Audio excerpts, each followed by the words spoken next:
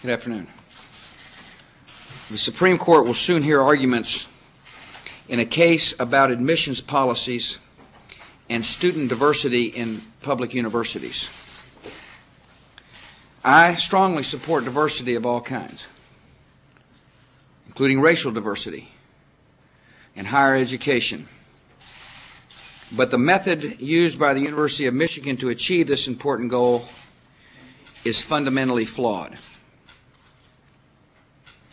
At their core, the Michigan policies amount to a quota system that unfairly rewards or penalizes prospective students based solely on their race. So tomorrow my administration will file a brief with the court arguing that the University of Michigan's admissions policies, which award students a significant number of extra points based solely on their race, and establishes numerical targets for incoming minority students, are unconstitutional. Our Constitution makes it clear that people of all races must be treated equally under the law. Yet we know that our society has not fully achieved that ideal. Racial prejudice is a reality in America. It hurts many of our citizens.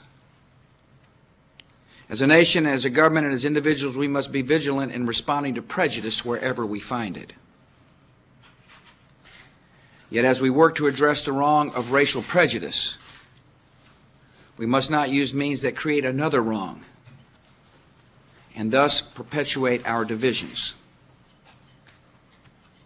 America is a diverse country, racially, economically, and ethnically. And our institutions of higher education should reflect our diversity. A college education should teach respect and understanding and goodwill.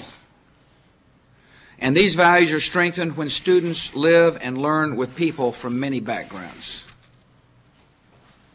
Yet quota systems that use race to include or exclude people from higher education and the opportunities it offers are divisive, unfair, and impossible to square with the Constitution.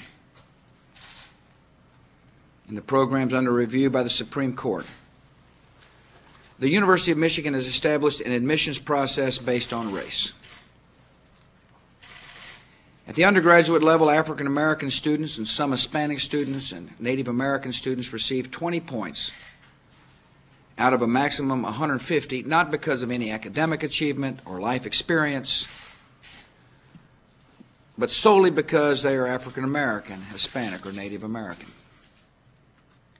To put this in perspective, a perfect SAT score is worth only 12 points in the Michigan system.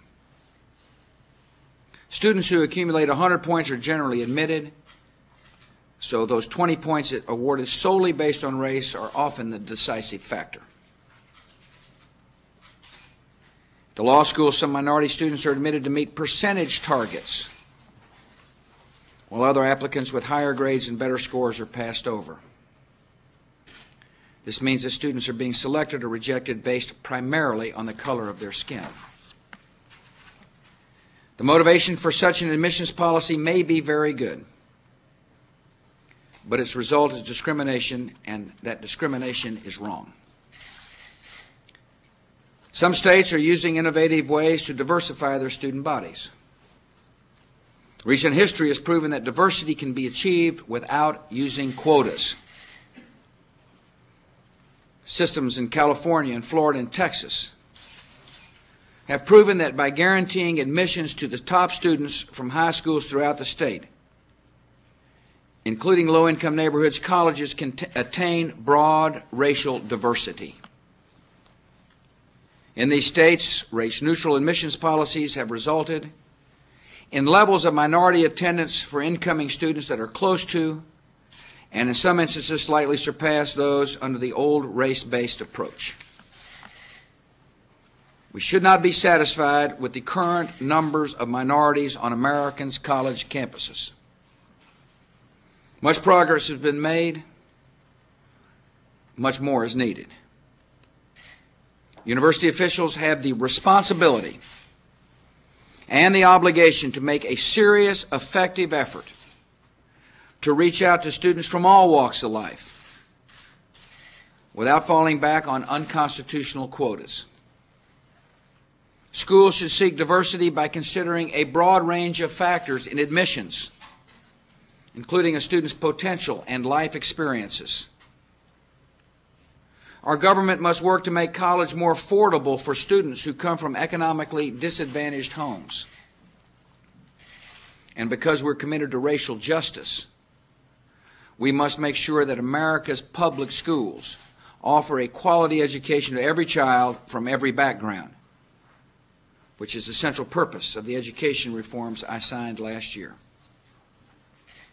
America's long experience with the segregation we have put behind us and the racial discrimination we still struggle to overcome requires a special effort to make real the promise of equal opportunity for all. My administration will continue to actively promote diversity and opportunity in every way that the law permits. Thank you very much.